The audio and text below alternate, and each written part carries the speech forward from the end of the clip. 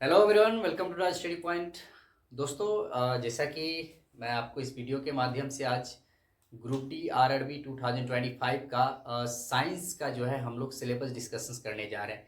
इससे पहले वीडियो में मैंने आप लोगों को बता दिया है मैथ्स के सिलेबस में चैप्टर डिस्कशंस करके कौन कौन से चैप्टर्स आ रहे हैं, एडवांस में कौन कौन से टॉपिक्स चैप्टर्स आएंगे और अर्थमेटिक में कौन कौन से चैप्टर आएंगे। उन सभी को मैंने डिकोड करके भी बता दिया है कि किस में जो है कितने मार्क्स के, कौन से चैप्टर्स में कितने मार्क्स के आपके जो है आ रहे हैं एग्जाम में।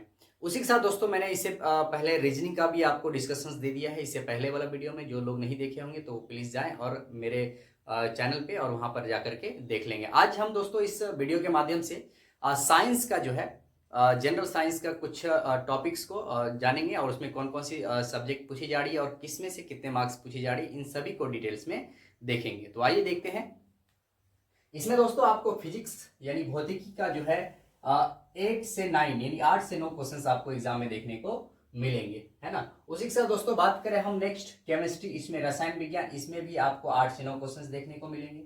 नेक्स्ट है आपका बायोलॉजी यानी जीव विज्ञान, इससे भी दोस्तों आपको 6 से 7 क्वेश्चंस एग्जाम में देखने को मिलेंगे। नेक्स्ट है आपका इकोलॉजी एंड इन्वायरमेंट यानी परिस्थितिकी और पर्यावरण से दोस्तों आपको 1 से 2 क्वेश्चंस देखने को मिलेंगे। इसी के साथ दोस्तों मैं इसको डिकोड कर दिया हूं, जैसे कि अभी देखेंगे मैं यहाँ पर फिजिक्स लिखा हूं, है ना। और फिजिक्स में कौन कौन से चैप्टर्स पढ़ेंगे, है ना, उसको जान लेते हैं वन बाय वन करके। जैसा कि देखेंगे नंबर 1 में यूनिट एंड मेजरमेंट का जो है इकाइयां और माप से आपके क्वेश्चंस आने की संभावना है, पिछले बार भी इस चैप्टर से आए हुए थे।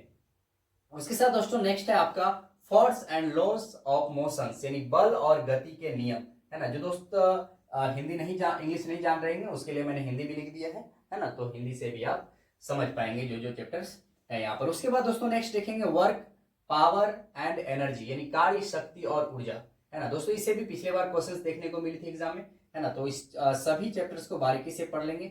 ग्रेविटेशनल यानी गुरुत्वाकर्षण, फ्रैक्शंस यानी घर्षण और प्रेशर यानी दबाव।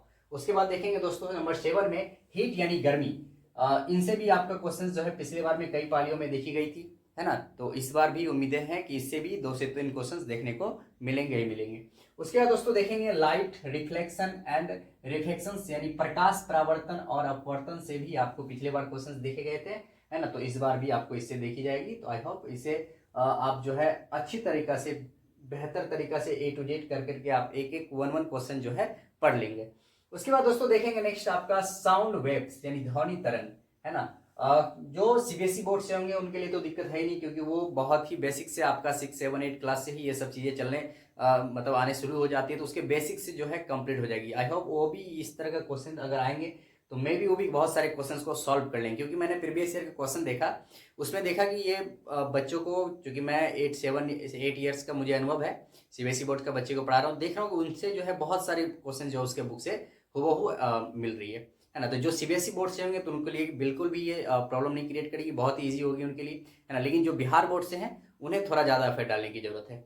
उसके बाद दोस्तों देखेंगे यहाँ पर हम नेक्स्ट क्वेश्चन, नेक्स्ट चैप्टर तो है करंट इलेक्ट्रिसिटी यानी विद्युत धारा, मैग्नेटिज्म यानी चुंबक। उसके बाद है आपका magnetic effects of electric currents यानी विद्युत धारा के चुंबकीय प्रभाव, है ना। इनसे भी आपको जो है 1 से 2 क्वेश्चंस आपको एग्जाम में देखने को मिल सकते हैं। साइंटिफिक इंस्ट्रूमेंट यानी वैज्ञानिक उपकरण दोस्तों देखेंगे इसमें से भी आपका 1-2 क्वेश्चन देखने को मिलेंगे। आई होप इसे आप बहुत बेहतर तरीका से पढ़ें, है ना। नेक्स्ट है आपका important discoveries relating to physics, भौतिकी से संबंधित महत्वपूर्ण खोजें। तो ये थी आपकी फिजिक्स की टोटल चैप्टर्स जो कि मैंने यहाँ पर डिस्कस करके आप लोगों को समझा दिया है। अब दोस्तों नेक्स्ट देख लेते हैं हम लोग बायोलॉजी का, कि बायोलॉजी में कौन कौन से चैप्टर्स हमें पढ़नी है। तो चलिए दोस्तों एक नज़र डाल लेते हैं विज्ञान पे यानी बायोलॉजी पे, इसमें से कौन कौन से टॉपिक्स आपके रहने वाले हैं एग्जाम में। तो देखेंगे आपका क्लासिफिकेशन ऑफ ऑर्गेनिजम्स यानी जीवों का वर्गीकरण, है ना, नंबर 1। नंबर 2 आपका है ना साइटोलॉजी यानी कोशिका विज्ञान।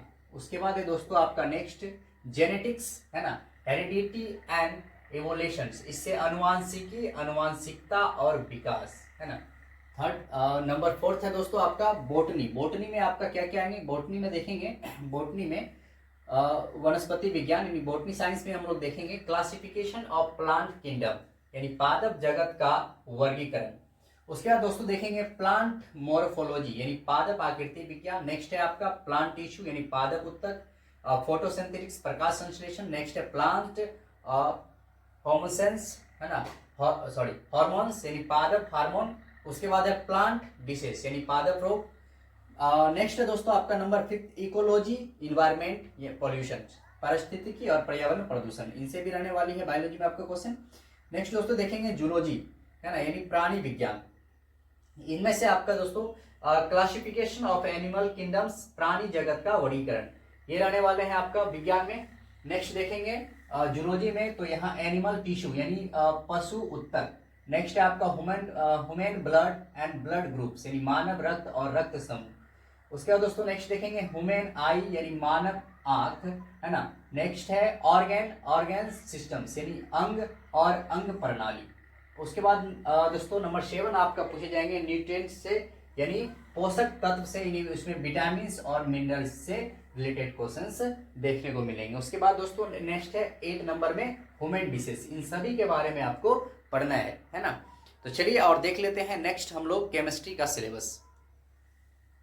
तो चलिए दोस्तों देख लेते हैं केमिस्ट्री का कुछ टॉपिक्स चैप्टर्स जो मैंने डिकोड कर रखा है आप लोगों के लिए। तो जैसा कि देखेंगे मैंने यहाँ लिख रखा है केमिस्ट्री यानी रसायन शास्त्र का जो है इनमें से कौन कौन से चैप्टर्स पूछी जाएगी, है ना, इसको मैं कोडेड किया हूँ। जैसे देखेंगे पहला चैप्टर है आपका यहाँ पर मेटर, है ना, इनसे क्वेश्चंस रहने वाले हैं। नेक्स्ट है आपका एटम्स एंड मॉलिक्यूल्स यानी परमाणु और अणु, है ना। नेक्स्ट है दोस्तों आपका स्ट्रक्चर ऑफ एटम्स। उसके बाद केमिकल रिएक्शन एंड इक्वेशंस यानी रासायनिक अभिक्रिया और समीकरण से आपके क्वेश्चंस रहने वाले हैं। नेक्स्ट देखेंगे पीरियोडिक क्लासिफिकेशंस ऑफ एलिमेंट्स यानी तत्वों का आवर्त वर्गीकरण, है ना। उसके बाद दोस्तों नेक्स्ट है आपका केमिकल बॉन्डिंग, इस रासायनिक बंधन, इसको हिंदी में कहते हैं रासायनिक बंधन। नेक्स्ट ऑक्सीडेशंस एंड रिडक्शंस यानी ऑक्सीजन और कमी, है ना, इनसे जो है आपको क्वेश्चंस रहने वाली है दोस्तों। नेक्स्ट एसिड बेस सॉल्ट्स, अम्ल क्षार और लवण। नेक्स्ट है आपका नंबर 9 देखेंगे यहाँ पर। नंबर 9 जो है वो है इलेक्ट्रिसिस यानी इलेक्ट्रिसिस, इससे जो है आपका क्वेश्चंस रहने वाली है। नेक्स्ट देखेंगे इधर कार्बन एंड इट्स कंपाउंड्स यानी कार्बन और उसके यौगिक। नेक्स्ट है मेटलर्जिक यानी धातु विज्ञान, है ना, मेटालर्जी यानी धातु विज्ञान। उसके बाद दोस्तों सिंथेटिक फाइबर एंड प्लास्टिक्स, है ना, सिंथेटिक फाइबर और प्लास्टिक से रहने वाली क्वेश्चन। नेक्स्ट है आपका मेटल्स एंड नॉन मेटल्स, धातुएं और अधातुएं। उसके बाद है दोस्तों आपका common facts and discovery of chemicals यानी रसायन विज्ञान और सामान्य तथ्य और खोजों, है ना, इनसे आपके क्वेश्चंस रहने वाली है। तो जैसा कि आपने देख लिया ये आपका केमिस्ट्री का था चैप्टर जो मैंने डिकोड किया था, है ना। तो ये रहा आपका जनरल साइंस का तो जनरल साइंस में जो केमिस्ट्री है इनका टोटल्स सिलेबस जो मैंने डिकोड कर रखा है, जिससे कि आप अगर सिलेबस लिख लेते हैं, लिखने के बाद आप क्या करोगे, जैसे कि आप मान लो मेटर्स पढ़ लिए तो उसे आप बुक नोटबुक जो भी बनाया हो साइंस वाला उसमें आप वो टिक कर लोगे। नेक्स्ट है आपका atoms and molecules, structure of atoms, इसके बाद केमिकल रिएक्शंस एंड इक्वेशंस, ये पीरियोडिक क्लासिफिकेशन, ये सभी चीजें जैसे जैसे आप पढ़ते जाएंगे, केमिकल बॉन्डिंग, है ना, oxidations and reactions, acid base and salts, है ना, ये सभी चीजें जैसे आप पढ़ते चलेंगे इस तरह से आप टिक करते चल जाएंगे, जिससे कि क्या होगा कि आपको एनालाइज होते चले जाएगी कि हाँ मैं सही जा रहा हूँ और इतना चीजें मैंने इसमें कवर कर रखा है ना। इससे बहुत ही बेनिफिट्स होती है दोस्तों। आप भी एक बार ट्राई करके देखें। जब भी मैं भी जब इन सभी चीजों का जीके जीएस वगैरह पढ़ रहा था तो इसी तरह से मैं जो है चैप्टर बनाकर टिक आउट करते जा रहा है। इससे एग्जैक्टली हमें पता चलती है कि कितना हम लोगों ने पढ़ रखा है, कौन कौन से चैप्टर पढ़ रखे हैं और कौन कौन से चैप्टर पढ़ने बाकी है, और रिवीजन में भी आपको इसमें हेल्प मिलती है। जैसे कि आप चैप्टर्स देखेंगे तो आपको टोटल एनालिसिस हो जाएगा, हाँ मैंने ये चैप्टर पढ़ रखा है, इसमें ये टॉपिक्स पढ़ रखा है ना, और इसके साथ साथ आप नोट्स बनाते चल लेंगे। तो ये थी आपका आरआरबी ग्रुप डी 2025 का केमिस्ट्री यानी जनरल साइंस में जो बायोलॉजी पूछी जाती है, केमिस्ट्री पूछी जाती है, फिजिक्स पूछी जाती है, इन्वायरमेंट पूछे, उसमें से आपका ये रहा केमिस्ट्री का था सिलेबस। इससे पहले मैंने और सभी सिलेबस डिस्कशन कर लिए हैं। जो मैथ्स का आपका रहते हैं 25 क्वेश्चन, उसका भी मैंने डिकोड कर दिया है। मैथ्स के बाद आपका जो है नेक्स्ट रीजनिंग का था, उसका भी मैंने पूरा जो है जो भी सब्जेक्ट थी उसमें रीजनिंग में कौन कौन से टॉपिक्स आ रहे थे, जैसे उसमें आपका था verbal reasoning, non verbal reasoning, उन सभी चीज़ों को मैंने बारीकी से डिस्कस कर लिया। आई होप ये वीडियो आपको पसंद आई होगी। अगर पसंद आई तो लाइक, कमेंट्स और शेयर करेंगे। Thank you. जय हिंद।